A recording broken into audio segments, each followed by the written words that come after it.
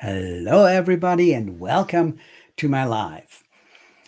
Maybe you see it live right now or you watch it later on. No matter what, we're going to cover here the most basic information about pain, and afterwards, I'm going to start with some exercises that might help you if you suffer from pain. You can try them out and see if this works for you. But not today. Today, we're still in the part where we talk about kinds of pain. And the last 2 days, I spoke about nociceptive pain because this is the kind of pain that is the most common.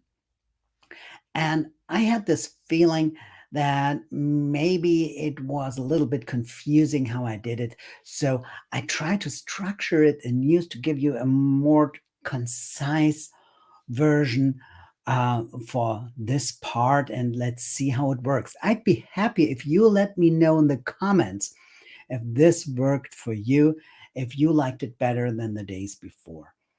So give me feedback. If you have questions, ask them. I'd be happy to answer them. Even if I can't answer them while we talk about a certain topic here, I will collect them and come back to them in a later live.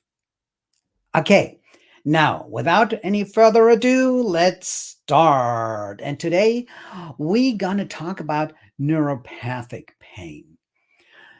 This kind of pain, it's also called nerve pain or neuralgia, is a kind of pain that's really an ailment for most people, and that often goes along with a lot of anxiety, especially if it comes by attacks.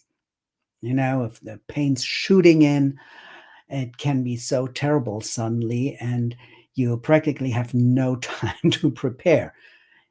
Other kinds of pain when they start to build up and you about know how to deal with it, or you know what to do now and you have time to take your medication and all this. And some kinds of nerve pain or neuropathic pain, you just don't have the time. And until the medication works, often the attacks are over already. Let me know about your experiences in the comments. Okay, then we're going to make this bigger and get to the next thing. What's causing actually the sensation of the pain? And that's a damaged nerve or an irritated nerve. It doesn't have to be damaged, it can be irritated. We will see it in a picture later, and I'll explain what I mean by this. This nerve becomes hyperactive. Means it's firing much more than it should, and it amplifies the pain signals, and it even gives pain signals without a reason. And it's not always damaged. Sorry. Damaged in the sense that it's broken, because a broken nerve doesn't work anymore. Okay.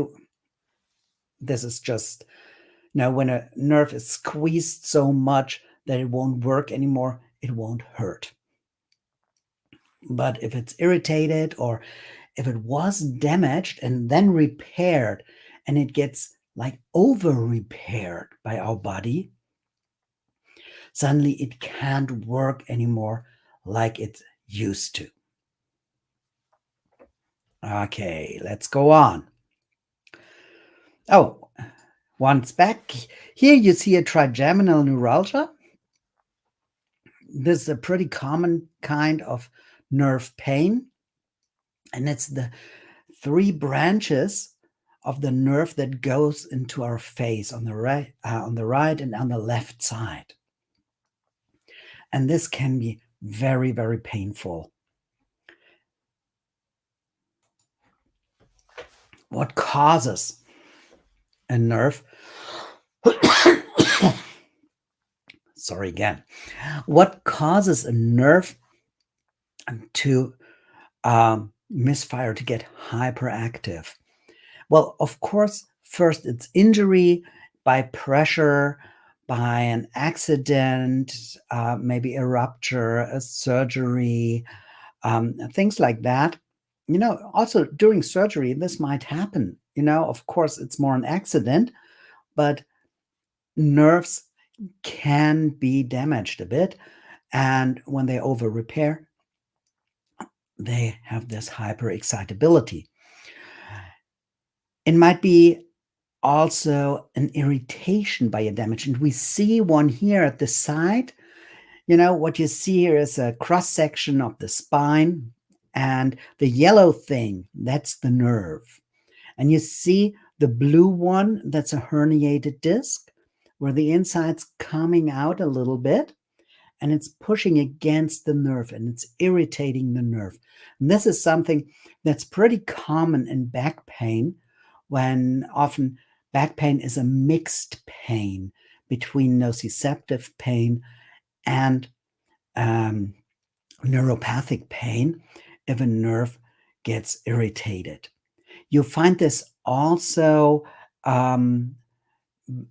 concerning stenosis. That's the part where the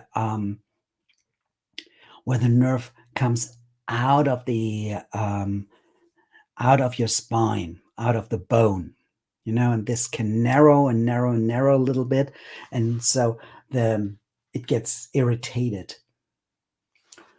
by the bones, and there are little inflammations going on, and this can be very hurtful.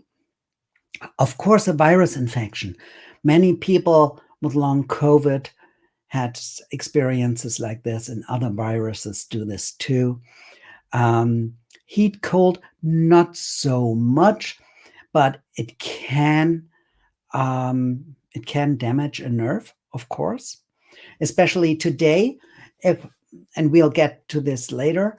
If there's a certain nerve that's firing always and always and always, and you want to have it, just killed, you separate it by applying heat. Okay. And alcohol, if you have over a long time high alcohol levels in your blood, this damages your nerves. And typically it's like the small nerve endings and that gets damaged first, but also the nerves in your brain, but they don't hurt. Diabetes, high blood sugar levels that, again, over a long time, they will lead to damaged nerves. Polyneuropathy, we call this. Autoimmune diseases do things like that. And, any way nerves can get damaged or irritated.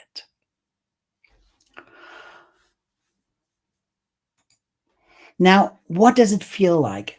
And that's something that's a little bit peculiar because it feels different. Normally, it feels different than nociceptive pain. Typical is a sensation of burning. It feels like burning. It feels like a stinging, like with needles or like ants on your skin, like that. Maybe it feels like electrical shocks, and this is often the case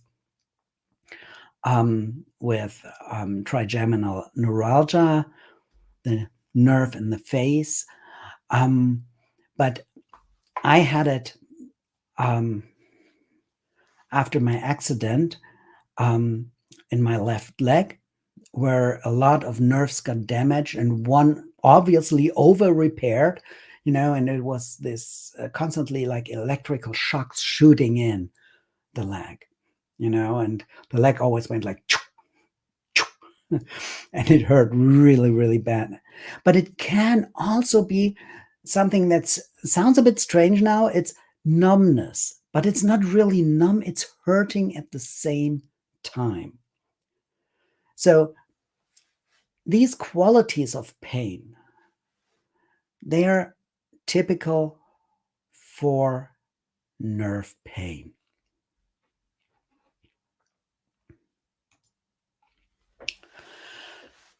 Very well. Now, if it hits, what do we do? Well, the first thing, of course, again, is going to the doctor. If you experience things like this, explain it to the doctor, explain what it feels like. And normally you get medication first. And the idea of the medication is because you can't repair a nerve just like that. um, the idea of the medication is to lower the activity of the nerve. And it's like gabapentin or pregabalin, things like this. They're used with nerve pain or neuropathic pain. So it won't be that bad to lower the hyperexcitability of the nerves. There can be also other medications, but these are especially for nerve pain. If it gets really bad, there can be also surgery. If this helps, up to that you just split the nerve. Normally this is tried out first by anesthesia of the nerve. And if this is successful several times, they just put the nerve not asleep, but they let it die. And they do this by applying heat exactly at the nerve. Of course, you can't do this with every nerve and with every patient where it's getting really bad. So the doctor has to see from case to case what they do. Turning to psychotherapy.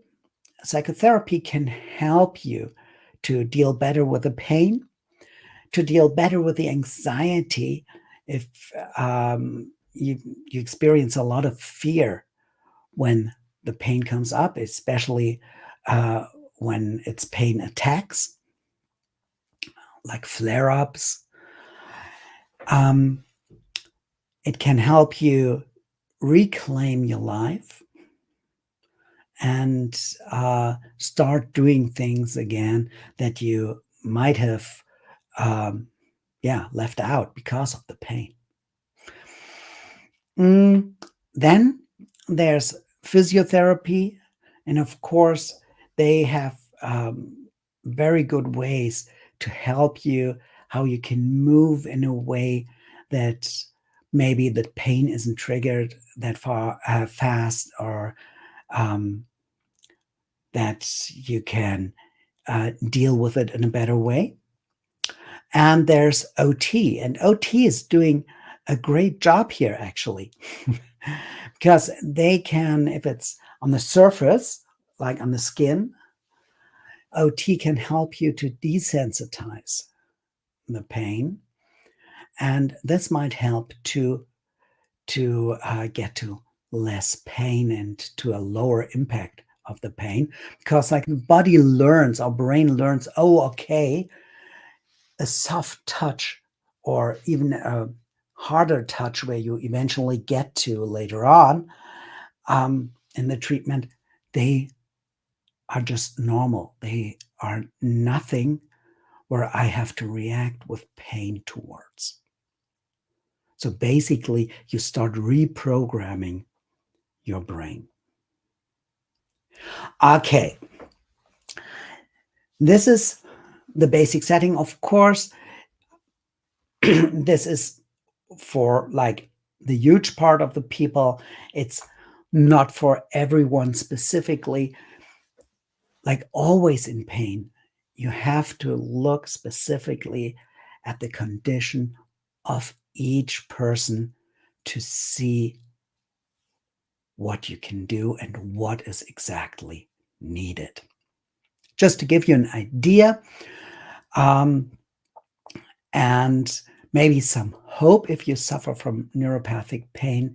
I know it can be terrible, um, but also there is a way, not maybe out, but to a better life and with less pain. Okay, so I see you tomorrow. We talk about tomorrow about nociplastic pain. It's going to be interesting and a bit complex, but especially for people with fibromyalgia and IBS or CRPS, this can be something really interesting to know. And here, the psychologists get totally excited because this is a field where they can really play out their cards. Okay, so I hope I see you tomorrow, and I wish you the best possible. Thanks for attending. Till tomorrow. Bye.